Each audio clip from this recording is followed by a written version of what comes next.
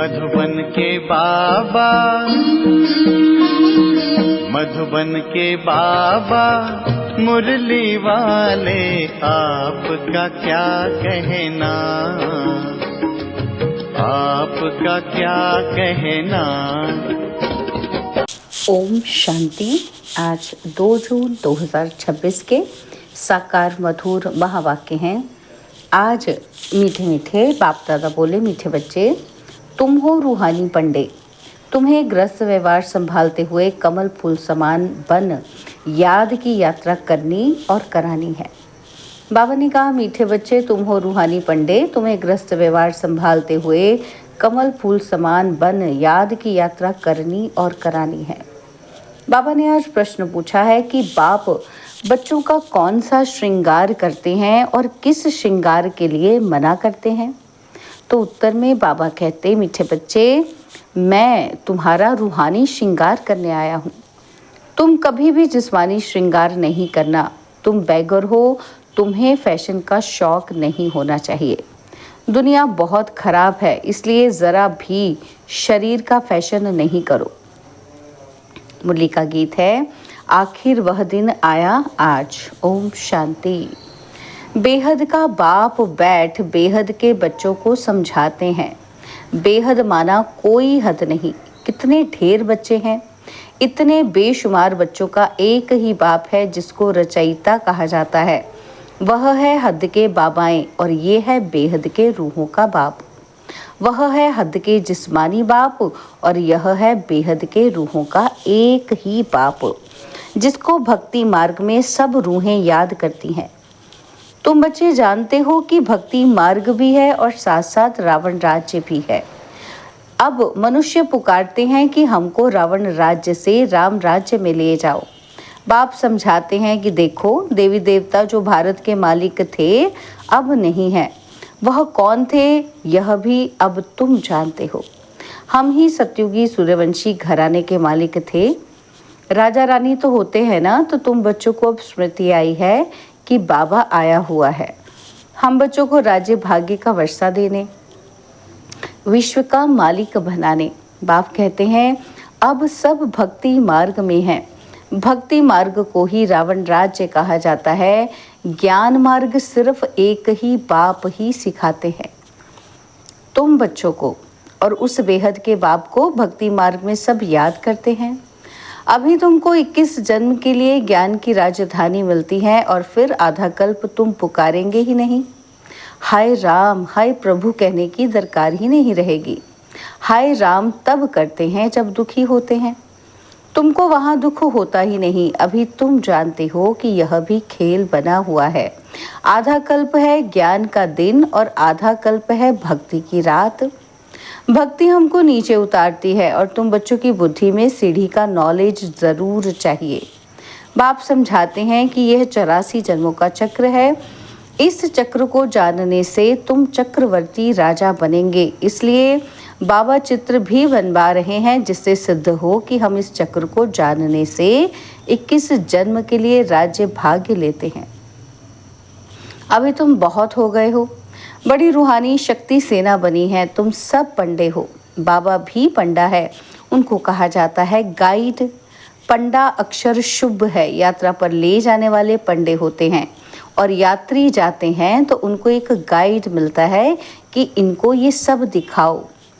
तीर्थ यात्रा पर भी पंडे मिलते हैं। बाप कहते हैं जन्म जन्मांतर तीर्थ यात्रा करते आए हो। अमरनाथ पर जाते हैं, तीर्थों पर जाते हैं, परिक्रमा लगाते हैं और वहां जाने समय फिर वही याद रहता है। घर भार, धंधे दौरी आदि सब से दिल हट जाती है। यहाँ तुमको समझाया जाता है कि अपने घर गृहस्थ में रहते हुए धंधा दौरी भी करते रहो और फिर गुप्त यात्रा पर रहो। ये कितना अच्छा है। जितना बड़ा धंधा करना है उतना करो, किसी को भी मना नहीं है।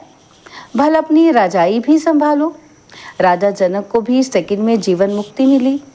तुमको कोई बाहर की यात्रा आदि तरफ धक्के खाने की दरकार नहीं है। अपने घर बार की भी पूरी संभाल करनी चाहिए। जो सेंसिबल अच्छे बच्चे हैं वो समझते हैं कि हमको घर गृहस्थ में रहते कमल फूल समान रहना है। गृहस्थ व्यवहार में तंग नहीं होना चाहिए। कुमार कुमारियां तो जैसे सन्यासी हैं, उनमें विकार है नहीं, 5 विकार से दूर हैं। अभी तुम बच्चे जानते हो कि हमारा श्रृंगार ही और प्रकार का है और उनका और है। उनका है तमोप्रधान श्रृंगार और तुम्हारा है सतोप्रधान श्रृंगार। जिससे तुमको सतोप्रधान सूर्यवंशी राजाई में जाना है। बाप तुम बच्चों को समझाते हैं तमोप्रधान जिस्मानी श्रृंगार जरा भी नहीं करो। दुनिया बहुत खराब है, गृहस्थ व्यवहार में रहते फैशनेबल मत बनो। फैशन कशिश करता है, इस समय खूबसूरती अच्छी नहीं है। काले हो तो और अच्छा है, कोई पंजा नहीं मारेगा। खूबसूरत पिछाड़ी तो फिरते ही रहते हैं। श्री कृष्ण को भी सांवरा दिखाते हैं। तुमको गोरा बनना है शिव बाबा से, वह गोरे बनते हैं पाउडर आदि से। कितना फैशन है, बात ही मत पूछो। साहूकारों की तो सत्यानाश है। गरीब अच्छे हैं, गावड़े में जाकर गरीबों का कल्याण करना है, परंतु आवाज करने वाले बड़े आदमी भी चाहिए। तुम सब गरीब हो ना, कोई साहूकार है क्या? तुम देखो कैसे साधारण बैठे हो। बम्बई में फैशन देखो तो क्या लगा पड़ा है। बाबा पास मिलने आते हैं तो कहता हूँ तुमने ये जिस्मानी श्रृंगार किया है, अब आओ तो तुमको ज्ञान श्रृंगार कराएं, जिससे तुम स्वर्ग की परी किस जन्मों के लिए बन जाएंगी। सदा सुखी बन जाएंगे, ना कभी रोएंगे ना दुख होगा। अब यह जिस्मानी श्रृंगार तुम छोड़ दो। तुमको हम ज्ञान रत्नों से ऐसा फर्स्ट क्लास श्रृंगार कराएंगे जो बात मत पूछो। अगर मेरी मत पर चलेंगे तो तुमको पटरानी बनाऊंगा। यह तो अच्छा है ना, तुम सब भारतवासियों को इस तमो प्रधान आसुरी दुनिया नरक से भगाए स्वर्ग की महारानी बनाता हूँ। तुम बच्चे समझते हो आज हम सफेद पोश में हैं और दूसरे जन्म में स्वर्ग में सोने के चम्मच से दूध पिएंगे। ये तो बहुत चीची दुनिया है। स्वर्ग तो स्वर्ग है, बात मत पूछो। और यहाँ तुम बैगर हो। भारत बैगर है, बैगर टू प्रिंस गाया हुआ है। इस भारत में ही फिर जन्म लेंगे। बाप ने हमको स्वर्ग का मालिक बनाया था। रात दिन का फर्क है। महान गरीब जिनको खाने के लिए कुछ नहीं होता है, उनको ही दान दिया जाता है। भारत ही महान गरीब है। बेचारों को ये पता भी नहीं है कि इस समय सब तमो प्रधान है। दिन प्रतिदिन सीढ़ी नीचे ही उतरते रहते हैं, अभी कोई सीढ़ी चढ़ नहीं सकते। 16 कला से 14 कला और फिर 12 कला नीचे उतरते ही आते हैं। यह लक्ष्मी नारायण भी पहले 16 कला संपूर्ण थे, फिर 14 कला में उतरे हैं ना। तो यह भी अच्छी रीति याद करना है। सीढ़ी उतरते उतरते बिल्कुल ही पतित बन पड़े हैं। फिर स्वर्ग के मालिक कौन बनाए, यह वर्ड की हिस्ट्री ज्योग्राफी रिपीट होती है। यह भी सब कहते हैं, परंतु अब कौन सी हिस्ट्री रिपीट होगी ये कोई नहीं जानते। शास्त्रों में तो लिख दिया कि सतयुग की आयु लाखों करोड़ों वर्ष है। पूछो कि सतयुग कब आएगा, कहेंगे कि अभी 40,000 वर्ष पड़े हैं। तुम सिद्ध कर बतलाते हो कि कल्प की आयु ही 5,000 वर्ष है। वह फिर सिर्फ सतयुग को ही लाखों वर्ष दे देते हैं। घोर अंधियारा है ना, तो मनुष्य कैसे माने कि भगवान आया होगा। वह समझते हैं भगवान तब आएंगे जब कलयुग का अंत होगा। अभी तुम बच्चे इन सब बातों को समझते हो। विनाश सामने खड़ा है। बच्चों को समझाया जाता है कि विनाश के पहले बाप से वर्षा ले लो, परंतु कुंभकर्ण की नींद में सोए पड़े हैं तो बेचारे हाय हाय कर मरेंगे। तुम्हारी जय जयकार हो जाएगी। विनाश में होती ही है हाय हाय। विपरीत बुद्धि हाय हाय ही करेंगे। अभी तुम हो सच्चे की औलाद, सच्चे। नरक का विनाश होने बिगड़ स्वर्ग कैसे बनेगा।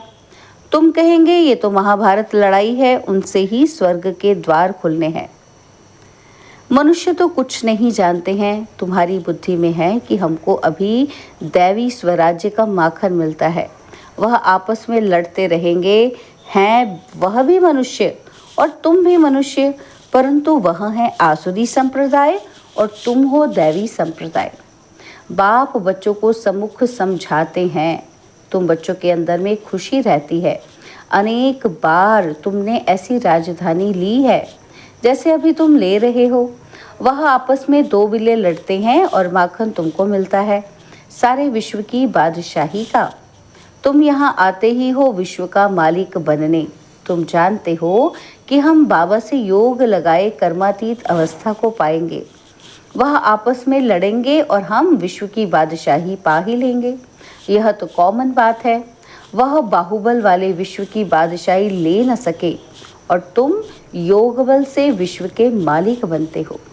तुम्हारा है ही अहिंसा परमो दैवी धर्म। दोनों हिंसाएं वहाँ होती नहीं। काम कटारी की हिंसा सबसे खराब है, जो तुमको आदि मध्य अंत दुख देती है। ये किसी को पता ही नहीं। रावण राज्य कब होता है? अभी पुकारते हैं कि आकर हमको पावन बनाओ, तो जरूर कभी पावन थे ना। भारतवासी बच्चे ही पुकारते हैं दुख से लिबरेट करो, शांति धाम में ले जाओ, दुख हर कर सुख दो। श्री कृष्ण को हरि भी कहते हैं। बाबा हमको हरि के द्वार ले चलो। हरि का द्वार है कृष्णपुरी और यह है कंसपुरी।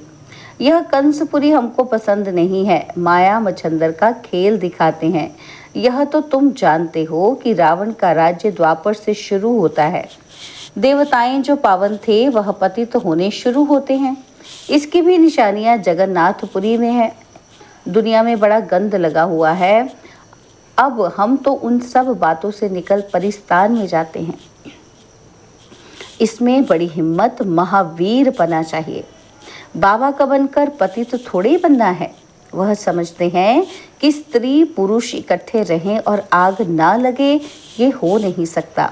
इसलिए ही हंगामा करते हैं कि यहाँ स्त्री पुरुष को भाई बहन बनाया जाता है। ऐसा तो कहीं लिखा हुआ ही नहीं है। पता नहीं यहाँ कौन सा जादू है। अरे तुम ब्रह्मा कुमारियों के पास जाएंगे और बस तुमको वहाँ बांध रखेंगी। ऐसे ऐसे वहाँ बहकाते रहते हैं। यह भी ड्रामा में नूंद है। जिनका पाठ होगा वो कैसे भी आ जाएंगे, इसमें डरने की तो बात ही नहीं। शिव बाबा तो ज्ञान का सागर, पतित पावन, सर्व का सदगति दाता है। ब्रह्मा द्वारा पतित से पावन बनाते हैं। यह अक्षर ऐसे बड़े लिखे हों जो कोई भी आकर पढ़े। पवित्रता पर ही कितने विघ्न डालते हैं। बाबा कहते हैं बच्चे, किसी भी देहधारी के मोह की रग नहीं आनी चाहिए। अगर कहीं मोह की रग होगी तो फंस पड़ेंगे। और यहाँ तो अम्मा मरे तो भी हलवा खाना। बाबा सामने बिठाकर पूछते हैं कि कल तुम्हारा कोई मर जाए तो रोएंगे तो नहीं? आंसू आया तो फेल हुए। एक शरीर छोड़ दूसरा लिया, इसमें रोने की बात ही क्या है? दूसरा कोई सुने तो कहे मुख से अच्छा तो बोलो। अरे अच्छा ही बोलते हैं। सत्युग में रोना होता ही नहीं। यह जीवन तुम्हारा उनसे भी ऊंच है। तुम हो सबको रोने से बचाने वाले, और फिर तुम कैसे रोएंगे? हमको पतियों का पति मिला जो हमको स्वर्ग में ले जाते हैं, और फिर नरक में गिराने वाले के लिए हम क्यों रोए? बाबा कितनी मीठी मीठी बातें सुनाते हैं वर्षा लेने के लिए। इस समय भारत का कितना अकल्याण हुआ पड़ा है। बाप आकर कल्याण करते हैं। भारत को मगध देश कहते हैं। सिंध जैसे फैशनेबल कोई होते ही नहीं। विलायत से फैशन सीख कर आते हैं। बाल बनाने पर आजकल लड़कियां कितना खर्चा करती हैं। उनको कहा जाता है नर्क की परियां, और बाप तुमको स्वर्ग की परियां बनाते हैं। कहते हैं हमारे लिए तो यहाँ ही स्वर्ग है। यह सुख तो ले ले में, कल क्या होगा हम क्या जाने। ऐसे अनेक विचार वाले आते हैं। अच्छा, मीठे मीठे सिकिलदे बच्चों प्रति माता पिता बाप दादा का याद, प्यार और गुड मॉर्निंग। रूहानी बाप की रूहानी बच्चों को नमस्ते, और हम रूहानी बच्चों की रूहानी बाप दादाजी को दिलवा जान सिकवा प्रेम से नमस्ते। ओम शांति। प्यारे बाबा, मीठे बाबा, मेरे बाबा, शुक्रिया बाबा, शुक्रिया बाबा, शुक्रिया। धारणा के लिए मुख्य सार है। पहला पॉइंट है, सच्चा सच्चा रूहानी पंडा बन सबको घर का रास्ता बताना है। शरीर निर्वाह अर्थ धंधा करते याद की यात्रा में रहना है। कार्य व्यवहार में तंग नहीं होना है। और सेकंड पॉइंट है ज्ञान श्रृंगार कर स्वयं को स्वर्ग की परी बनाना है। इस तमो प्रधान दुनिया में जिस्मानी श्रृंगार नहीं करना है, कलयुगी फैशन छोड़ देना है। बाबा ने आज हमें वरदान दिया, बालक और मालिकपन के बैलेंस द्वारा युक्त युक्त चलने वाले सफलता मूर्त भव। बालक और मालिकपन के बैलेंस द्वारा युक्त युक्त चलने वाले सफलता मूर्त भव। जितना हो सके सर्विस के संबंध में बालकपन, अपने पुरुषार्थ की स्थिति में मालिकपन, संपर्क और सर्विस में बालकपन, याद की यात्रा और मंथन करने में मालिकपन, साथियों और संगठन में बालकपन और व्यक्तिगत में मालिकपन। इस बैलेंस से चलना ही युक्ति युक्त चलना है। इससे सहज ही हर कार्य में सफलता प्राप्त होती है, स्थिति एक रस रहती है और सहज ही सर्व के स्नेही बन जाते हैं। स्लोगन है, सोचना और करना समान हो तब कहेंगे विल पावर वाली शक्तिशाली आत्मा। सोचना और करना समान हो तब कहेंगे विल पावर वाली शक्तिशाली आत्मा। बाबा के व्यक्त इशारे हैं, सदा हर्षित रहने के लिए अपनी नेचर को सरल बनाओ और सहनशील बनो। बाबा कहते हैं हर्षित रहने का गुण पुरुषार्थ में बहुत मददगार बन सकता है, लेकिन जैसे सूरत हर्षित रहती है वैसे आत्मा भी सदैव हर्षित रहे।